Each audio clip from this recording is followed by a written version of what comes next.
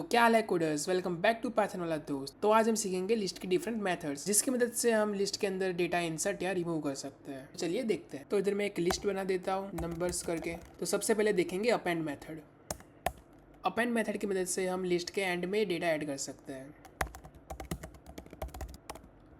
जैसे कि इधर मैंने लिखा है नंबर्स डॉट अपेंड 6। हमें 6 जो है वो लिस्ट के एंड में ऐड करना है, इंसर्ट करना है। इसे प्रिंट भी करवाते हैं।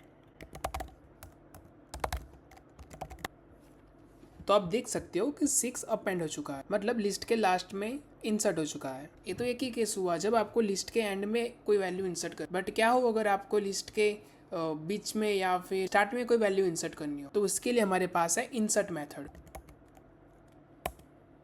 तो इसके अंदर मैंने लिखा है numbers dot insert second index पर 10 वैल्यू मुझे ऐड करनी है। अभी सेकेंड इंडेक्स पर है 3। चलिए इसे प्रिंट करवा के देखते हैं। तो आप देख सकते हो 3 की जगह 10 ऐड हो चुका है एंड 3 शिफ्ट हो चुका है। पहले सेकंड इंडेक्स पर था 3 and according to our code हमने सेकंड इंडेक्स पर 10 वैल्यू ऐड की। सेकंड इंडेक्स पर 10 आ गया एंड जो 3 था वो शिफ्ट हो चुका है। तो इसी तरह हम लिस्ट के बीच में कोई भी वैल्यू ऐड कर सकते हैं।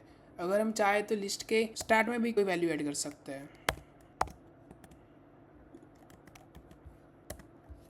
तो देखिए 0 आ चुका है 0 इंडेक्स पर। इनिशियली हमारी लिस्ट थी 1 to 5। पहले हमने 6 अपेंड किया तो 6 आ गया। फिर हमने सेकंड इंडेक्स पर 10 ऐड किया तो 10 आ गया। बाकी के जो सारे एलिमेंट थे वो शिफ्ट हो गए। नेक्स्ट हमने 0 इंडेक्स पर 0 ऐड किया तो सबसे पहले 0 आ गया एंड बाकी के जो सारे एलिमेंट्स थे वो शिफ्ट हो गए। तो इधर एक बात समझने जैसी है कि अपेंड के अंदर जो भी हमारा डेटा है वो लिस्ट के एंड में इंसर्ट हो रहा है, इसीलिए उसको बिग O ऑफ 1 टाइम लगता है। वेर एज इंसर्ट मेथड में उसे O ऑफ n टाइम लगता है। जैसे कि आपने अभी सेकंड इंडेक्स पर 10 वैल्यू इंसर्ट की है तो उसको बाकी की जो सारी वैल्यूज है उसको शिफ्ट करना पड़ेगा। एंड अपेंड के अंदर तो वो लास्ट में ही ऐड कर रहा है, तो वो ऑपरेशन होता है O ऑफ 1। तो चलिए अब डेटा रिमूव करने की मेथड्स के बारे में देखते हैं।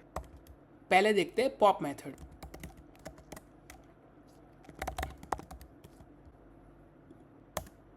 जब भी हमें लिस्ट का लास्ट एलिमेंट रिमूव करना हो तो हम पॉप मेथड यूज़ करते हैं। जैसे कि इधर हमारी जो इनिशियल लिस्ट थी वो थी 1 to 5 एंड हमने यूज़ किया पॉप मेथड। तो रिजल्ट में हम देख सकते हैं कि 5 है वो रिमूव हो चुका है। अगर हम चाहे तो कोई स्पेसिफिक इंडेक्स भी प्रोवाइड कर सकते हैं, तो वो इंडेक्स का डेटा रिमूव हो जाएगा।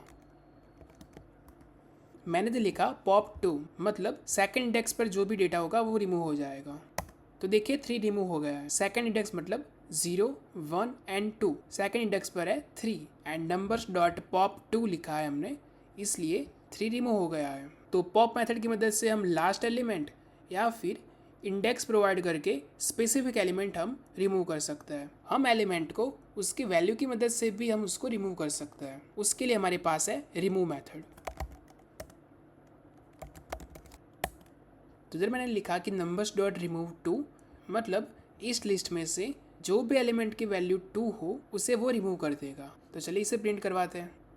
तो देख सकते हो कि 2 रिमूव हो चुका है। अगर हमारे पास एक से ज़्यादा 2 हो, जैसे कि मैंने लिखा इधर 2, 5 देन अगेन 2 एंड एक काम करता हूँ ये कमेंट कर, तो आप रिजल्ट में देख सकते हो कि जो हमारा फर्स्ट इंडेक्स पर 2 था वही रिमूव हुआ है एंड बाकी के सारे 2 एज इट इज़ है। तो एक बार रिकैप कर लेते हैं।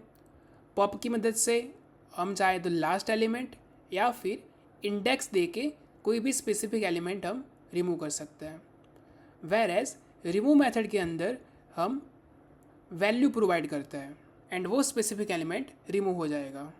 अगर मैं बात करूँ टाइम कॉम्प्लेक्सिटी की, तो pop method O of n या फिर O ऑफ 1 टाइम लेता है, क्योंकि अगर हमने लास्ट एलिमेंट डिलीट किया तो ये O ऑफ 1 टाइम लेगा एंड अगर हमने लिस्ट के बीच में से कोई एलिमेंट हमने रिमूव कर दिया तो ये O ऑफ n टाइम लेगा। फॉर एन एग्जांपल, अगर मैं इधर से 5 को रिमूव कर दूँ तो इससे बाकी के सारे एलिमेंट को लेफ्ट शिफ्ट करना पड़ेगा। जैसे कि 2 है इसकी इंडेक्स पर आ जाएगा, A2 इस 2 की इंडेक्स पर आएगा, A3 A2 की इंडेक्स पर आएगा, वैसे लेफ्ट शिफ्ट होगा जो भी एलिमेंट्स उसकी राइट साइड पे है। रिमूव मेथड में O of n time complexity है।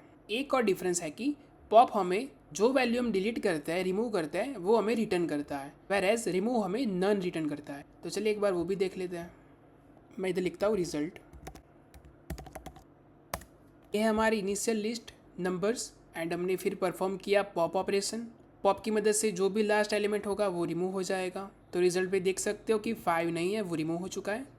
एंड जैसे कि मैंने अभी बोला कि जो पॉप मेथड है वो डिलीटेड एलिमेंट को रिटर्न भी करता है, तो इसीलिए रिजल्ट वेरिएबल के अंदर आप देख सकते हो 5 वैल्यू स्टोर हो गई है। तो चलिए सबको एक बार रिकैप कर लेते हैं।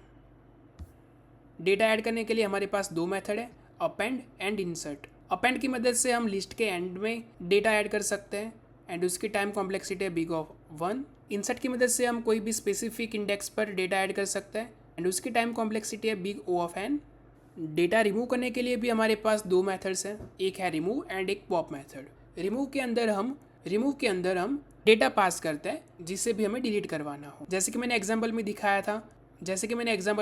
था कि जैसे मैंने रिमूव 2 किया था तो उसमें जो फर्स्ट अकरेंस हो रहा था 2 का वही वैल्यू डिलीट हुई थी, बाकी के सारे जो 2s थे वो एज इट इज़ थे। अगर आप ऐसी कोई वैल्यू ट्राई करोगे रिमूव करने की जो लिस्ट में एग्जिस्ट ही नहीं करती तो वो आपको वैल्यू एरर देगा। रिमूव हमें नन रिटर्न करता है एंड इसकी टाइम कॉम्प्लेक्सिटी है big O of n. Last हमारे पास है पॉप मेथड। पॉप की मदद से आप कोई भी इंडेक्स दे सकते हो एंड वो उस इंडेक्स वैल्यू को रिमूव कर देगा, या फिर आप as it is pop method use कर सकते हो एंड वो फिर लास्ट एलिमेंट को रिमूव कर देगा। अगर आपने ऐसी कोई इंडेक्स वैल्यू पास की जो लिस्ट में एग्जिस्ट ही नहीं करती तब वो आपको इंडेक्स एरर देगा एंड आप जब भी पॉप मेथड यूज़ करते हो वो डिलीटेड आइटम को रिटर्न करता है। जब भी आप सिंपल पॉप मेथड यूज़ करोगे, कोई इंडेक्स पास नहीं करोगे, तब वो लास्ट एलिमेंट डिलीट करता है, तब उसकी टाइम कॉम्प्लेक्सिटी होती है बिग ओ ऑफ 1। एंड अगर आप बीच में से कोई एलिमेंट रिमूव करोगे तब उसकी टाइम कॉम्प्लेक्सिटी होती है big O of n. I hope आपको सारे मेथड समझ आ चुके होंगे। अगर फिर भी आपको डाउट है तो वीडियो एक बार दोबारा देखें एंड फिर भी अगर कोई इश्यू आ रहा है तो मुझे कमेंट में ज़रूर बताइएगा, मैं आपकी मदद ज़रूर से करूँगा।